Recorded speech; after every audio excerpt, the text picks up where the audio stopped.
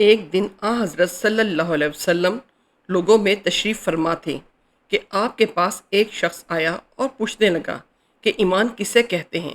آپ صلی اللہ علیہ وسلم نے فرمایا کہ ایمان یہ ہے کہ تم اللہ پاک کے وجود اور اس کی وحدانیت پر ایمان لاؤ، اور اس کے فرشتوں کے وجود پر، اور اس کی ملاقات کے برحق ہونے پر، اور اس کے رسولوں کے برحق ہونے پر، اور مرنے کے بعد دوبارہ اٹھنے پر ایمان لاؤ۔ پھر اس نے پوچھا اسلام کیا ہے؟ آپ صلی اللہ علیہ وسلم نے جواب دیا، اسلام یہ ہے کہ تم خالص اللہ کی عبادت کرو، اس کے ساتھ کسی کو شریک نہ بناؤ، اور نماز قائم کرو اور زکوٰۃ فرض ادا کرو، اور رمضان کے روزے رکھو۔ پھر اس نے احسان کے متعلق پوچھا تو آپ صلی اللہ علیہ وسلم نے فرمایا، احسان یہ کہ تم اللہ کی عبادت اس طرح کرو گویا تم اسے دیکھ رہے ہو، اگرچہ یہ درجہ نہ حاصل ہو تو پھر یہ سمجھو کہ وہ تم کو دیکھ رہا ہے۔ پھر اس نے پوچھا کہ قیامت کب آئے گی؟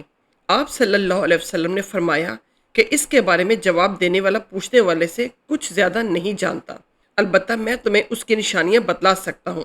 وہ یہ ہیں کہ جب لونڈی اپنے آقا کو جنے گی، اور جب سیاہ اونٹوں کے چرانے والے دیہاتی لوگ ترقی کرتے کرتے مکانات کی تعمیر میں ایک دوسرے سے بازی لے جانے کی کوشش کریں گے۔ یاد رکھو قیامت کا علم ان 5 چیزوں میں ہے جن کو اللہ کے سوا کوئی نہیں جانتا۔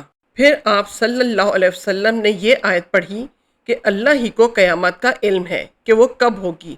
پھر وہ پوچھنے والا پیٹ پھیر کر جانے لگا۔ آپ صلی اللہ علیہ وسلم نے فرمایا کہ اسے واپس بلا کر لاؤ۔ لوگ دوڑ پڑے مگر وہ کہیں نظر نہیں آیا۔ آپ صلی اللہ علیہ وسلم نے فرمایا کہ وہ جبرائیل علیہ السلام تھے جو لوگوں کو ان کا دین سکھانے آئے تھے۔ صحیح بخاری حدیث نمبر 50۔ حضرت صلی اللہ علیہ وسلم فرماتے تھے، حلال کھلا ہوا ہے اور حرام بھی کھلا ہوا ہے، اور ان دونوں کے درمیان بعض چیزیں شبہ کی ہیں جن کو بہت لوگ نہیں جانتے کہ حلال ہیں یا حرام۔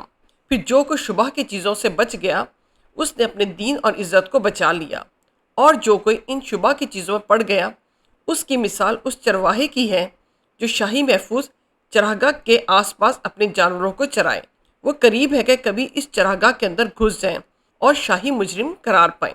سن لو، ہر بادشاہ کی ایک چراگاہ ہوتی ہے، اللہ کی چراگاہ اس کی زمین پر حرام چیزیں ہیں، بس ان سے بچو۔ اور سن لو، بدن میں ایک گوشت کا ٹکڑا ہے، جب وہ درست ہوگا سارا بدن درست ہوگا، اور جہاں وہ بگڑا سارا بدن بگڑ گیا۔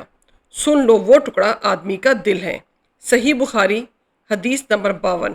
عبد القیس کا وفد جب حضرت صلی اللہ علیہ وسلم کے پاس آیا تو آپ نے پوچھا، یہ کون سی قوم کے لوگ ہیں یا یہ وفد کہاں کا ہے؟ انہوں نے کہا کہ ربیہ خاندان کے لوگ ہیں۔ آپ صلی اللہ علیہ وسلم نے فرمایا، مرحبا اس قوم کو یا اس وفد کو، نہ ذلیل ہونے والا نہ شرمندہ ہونے والے، یعنی ان کا آنا بہت خوب ہے۔ وہ کہنے لگے کہ اے اللہ کے رسول، ہم آپ کی خدمت میں صرف ان حرمت والوں مہینوں میں آ سکتے ہیں کیونکہ ہمارے اور آپ کے درمیان مضر کے قافلوں کا قبیلہ آباد ہے۔ بس آپ ہم کو ایک ایسی قطعی بات بتلا دیجئے جس کی خبر ہم اپنے پچھلوں کو بھی کر دیں جو یہاں نہیں آئے، اور اس پر عمل درآمد کر کے ہم جنت میں داخل ہو جائیں۔ اور انہوں نے آپ سے اپنے برتنوں کے بارے میں بھی پوچھا۔ آپ صلی اللہ علیہ وسلم نے ان کو 4 باتوں کا حکم دیا اور 4 قسم کے برتنوں کو استعمال میں لانے سے منع فرمایا۔ ان کو حکم دیا کہ ایک خدا پر ایمان لاؤ۔ پھر آپ صلی اللہ علیہ وسلم نے پوچھا کہ جانتے ہو ایک اکیلے خدا پر ایمان لانے کا کیا مطلب ہے؟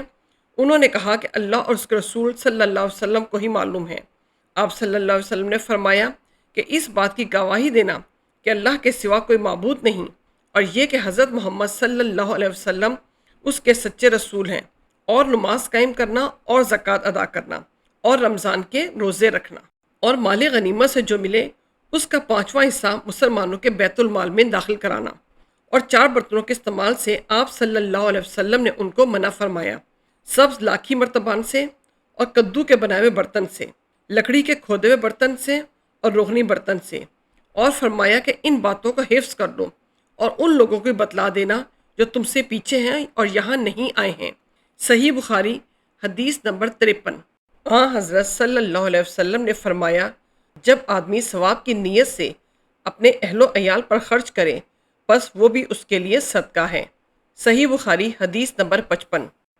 حضرت صلی اللہ علیہ وسلم نے فرمایا، بے شک تو جو کچھ خرچ کرے اور اس سے تیری نیت اللہ کی رضا حاصل کرنی ہو تو تجھ کو اس کا ثواب ملے گا، یہاں تک کہ اس پر بھی جو تو اپنی بیوی کے منہ میں ڈالے۔ صحیح بخاری حدیث نمبر 56۔